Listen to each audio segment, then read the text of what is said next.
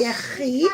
And like we were saying, it's also Parashat Chazak because we finished the whole Sefer Bereshit.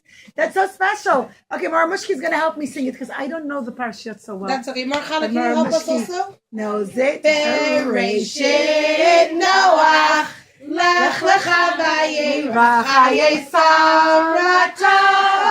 Toldos Vayechi Vayishlach Vayechi Miketach Vayechi.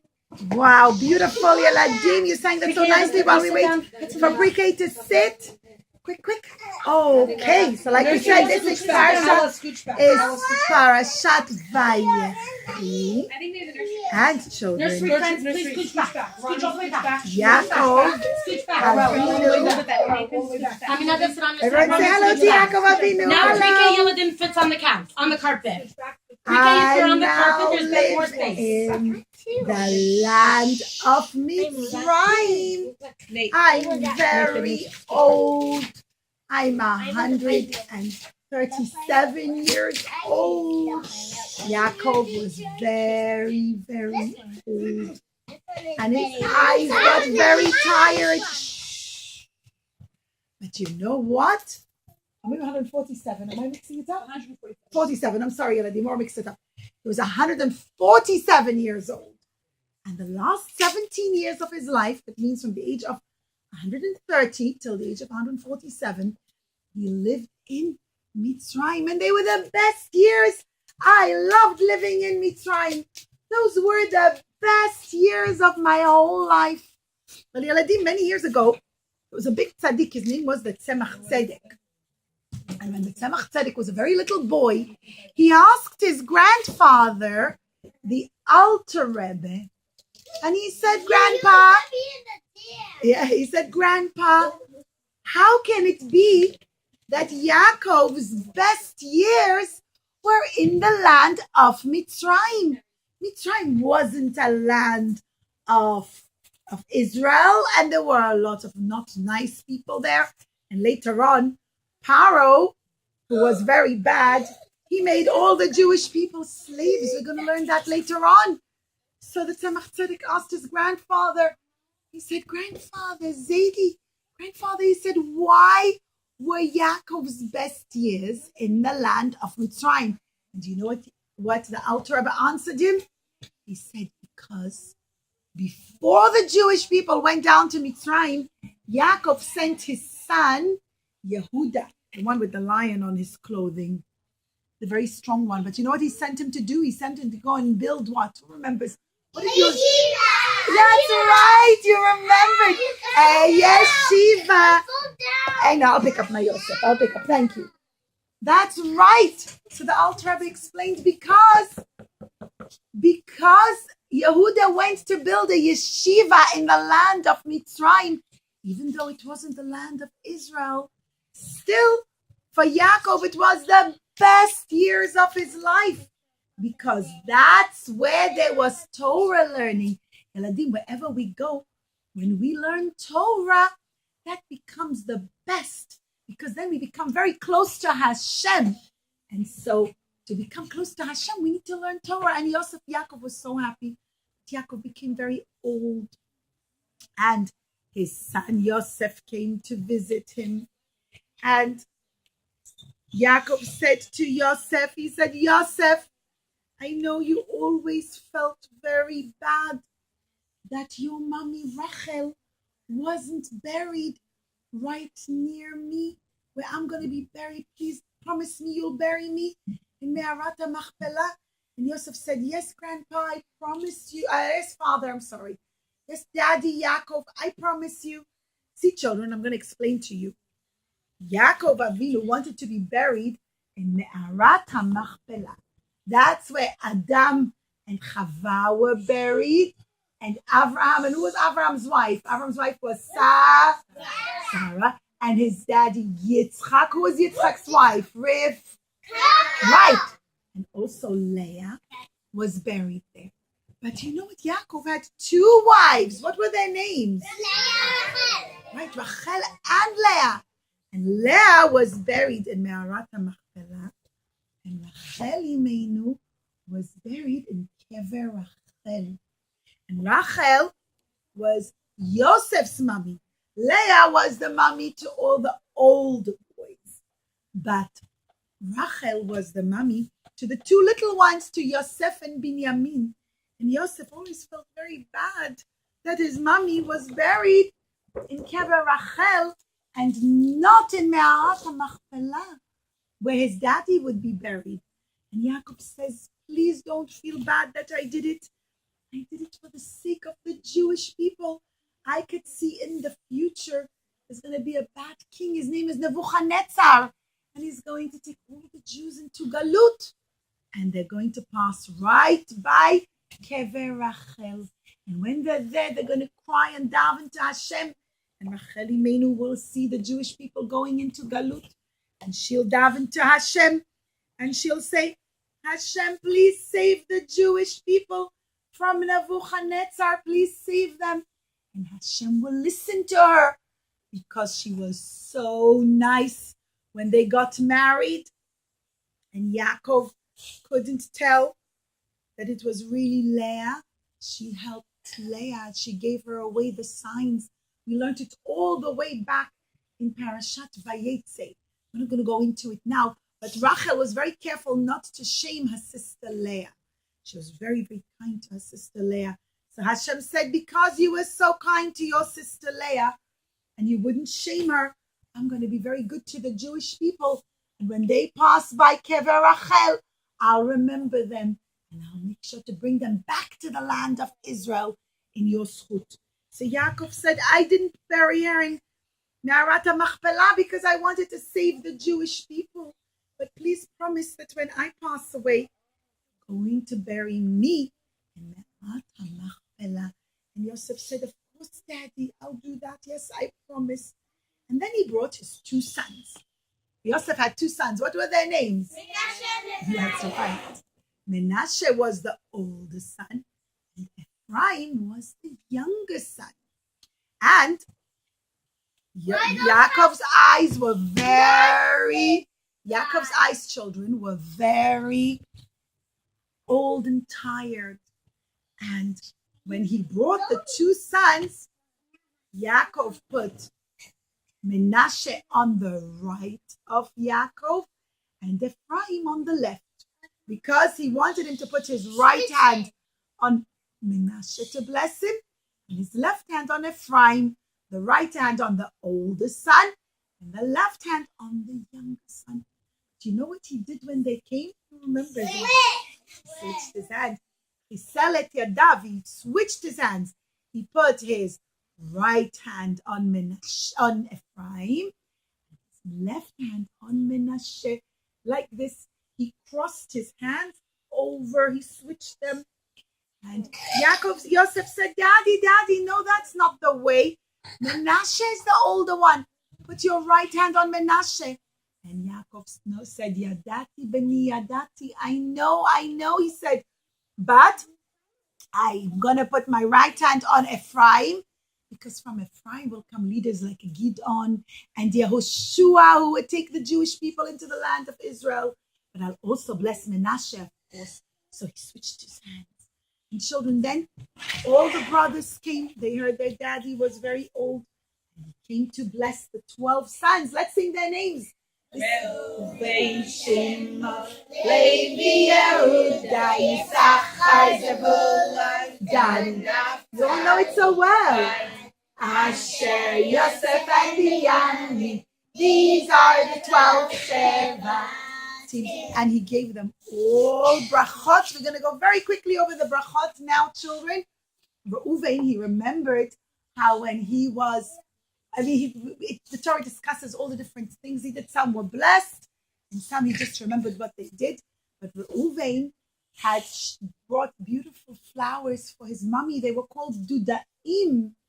And he remembered how he was careful not to steal the flowers, but to take them from where they were free.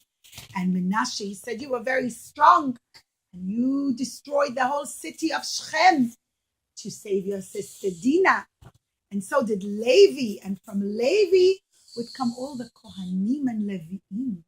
And from Yehuda is what? He's very famous. A lion. Because who would come from Yehuda? All of the kings to the Jewish people. David HaMelech came. And you know which king is going to come very soon, Be'ezrat Hashem? Very soon. Shlomo HaMelech came. And Mashiach also will come from Shevet Yehuda. And Yisachar, he blessed him. He said, just like a donkey carries a heavy package on its back, you're going to carry the Torah. I mean, you're going to learn a lot of Torah. We're going to become a big Talmidei Chachamim will come from you. And from Zevulun, they're all going to travel very far on ships to make lots and lots of money and support and give money for yeshivot, for Jewish children to learn Torah. And Dan, he said, Dan, you're going to be like a snake that chases away all the enemies of the Jewish people. Just like a snake bites from the back and frightens away all the enemies, so too you'll frighten away all the enemies of the Jewish people. And Naphtali, he said, you'll be very fast. You'll be running to do mitzvot right away. And you'll be able to run very, very fast, just like a deer. Deers run very fast. And God, he said, God, from you will come all the strong soldiers of the Jewish people, just like soldiers dwell in tents. So all the strong soldiers that protect the Jewish people. And Asher, he said, from Asher, from you, you'll have lots of olive trees. What do we make out of olives? Remember, some kind of oil. Right, what's the oil used for? We just learned it for Hanukkah. Right, for the menorah. And you'll be very rich, and you'll have very beautiful daughters who will all marry Kohanim Gdolim. And Yosef got many, many brachot. But Yosef's sign is the sign of the ox. Ben Porat Yosef, Ben Porat Alei Ayin. He said, you'll be like a strong ox. No one will ever be able to hurt you. And little Binyamin, the tribe of Binyamin, is like a wolf. Also, the people are scared of a wolf and won't come and hurt him. He said, you'll protect the Jewish people. And he blessed the 12 brothers. And again, he made Yosef promise, please don't bury me in Mitzrayim. Mitzrayim is going to have 10 makot. And all the sand of Mitzrayim is going to turn into lice. And I don't want to be buried with the lice. Plus, all the Mitzrayim are going to turn me into an idol. Because of me, the big river Nile started to flow. Don't bury me in Mitzrayim. Please promise to take me back to the land of Israel. To Me'arat HaMachpelah. And children, then Yaakov passed away. And really, Paro said, oh, I want to keep Yaakov in Mitzrayim. I want to mummy him, to embalm him. They would take him to Egypt. They would keep the bodies. And he said, I don't want to send him away out of Mitzrayim. So much brachot came to our land because of him. And Yosef said, no. I promised my daddy. Please, I promised him I have to go. So Paro said, well, all right. If you promise, okay, you could take your daddy to Israel to bury him. And children, Yaakov and the 12 Shvatim and a lot of people came to take Yaakov Avinu. Sorry, I said Yaakov, I meant Yosef, sorry. Yosef Atzadik, the king Yosef, and all the Shvatim all went, traveled to the land of Israel, and they arrived at Me'arat HaMachpelah, and they were about to bury him. And all of a sudden, that's right, excellent, Adina. You listened so nicely, Eladin. Esav suddenly came and he said, no. What, right? Excellent. He said, no. 1 minute.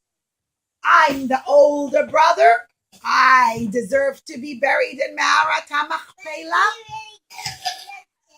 Yeah, you listen so nicely. Mara's going to say it so everyone can listen here. So I'm the older brother. I want to be buried in Me'arat HaMachpelah. Now, children, who remembers? Was Esav still the older brother?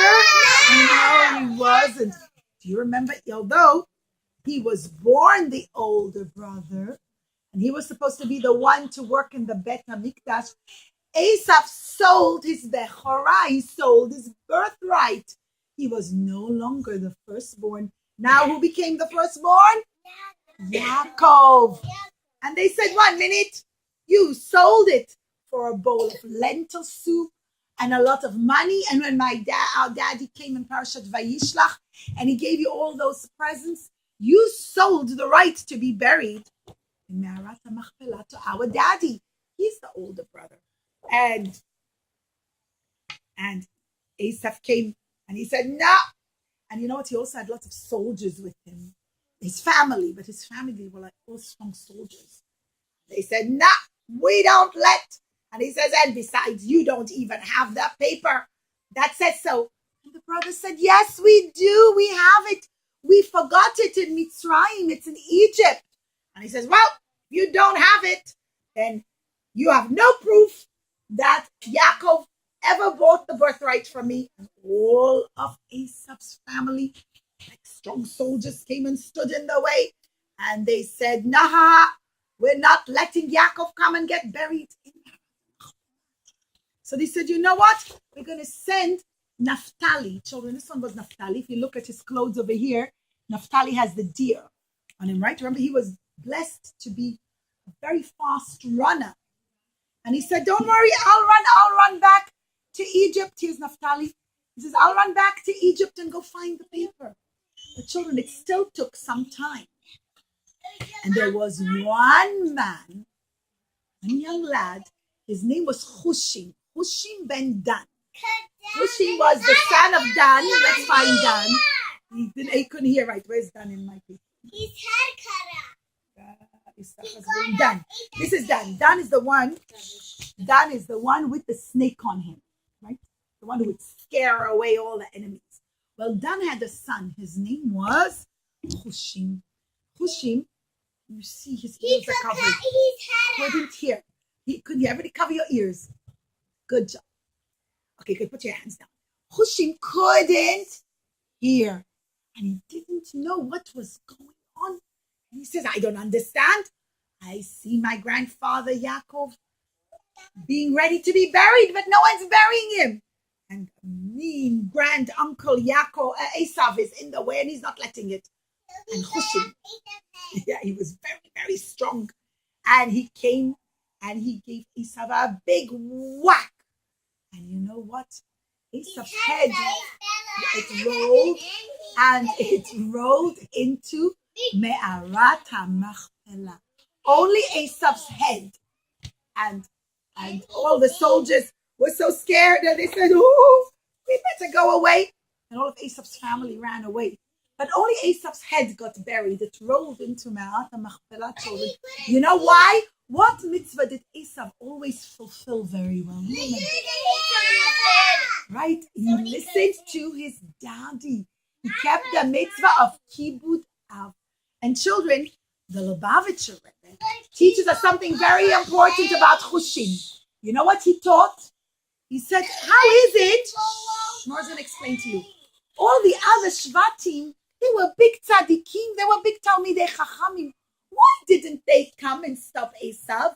They could have just pushed Esav away. That was the right thing to do. It was a big embarrassment and a big shame to leave Yaakov at Tzaddik's body without burying it for so many hours. How come the Shvatim didn't know what to do? And only Hushim ben Dan knew? Hushim who couldn't hear. Where's my Hushim here? Hushim ben Dan knew what to do. You know why? Because Hushim ben Dan couldn't even hear the bad, wicked Esav. His ears didn't work. He was deaf. So he said, sometimes when a bad person is saying not good things, don't even listen to them. Say, no, I'm not even listening. I'm not even going to look and listen what not good people are saying. Because once we start to listen, sometimes we think, oh, maybe they're right. Maybe we need to consider. Maybe we need to argue. That's what all the 12 Shvatim did. Because they kept on talking with Esav. Sometimes you don't even talk to not good people. You just push them away and say, go away. And I'm going to do what the Torah says. And that's why Hushim ben Dan knew what to do. And Yaakov did get buried in the land of Israel in Me'arat HaMachpelah. Now everybody, the Jewish people went back to Egypt and they stayed in Mitzrayim. So after burying Yaakov, the 12 Shvatim and all the other family members that came to bury Yaakov went back again to Egypt. They didn't stay in Israel. They went back. When they came back, children, we're going to learn in next week's Parashat Shmot, Paro became very bad. And he said, I'm a God. Who said all the brachos came because of Yaakov? He forgot Yaakov and he forgot Yosef. And we're going to see how Paro becomes very bad and he makes all the Jewish people into his slaves. Everybody, I want you to do like this to show it very strong because we finished Sefer Parashat. Everybody say, Chazak, Chazak, Benit, Chazek.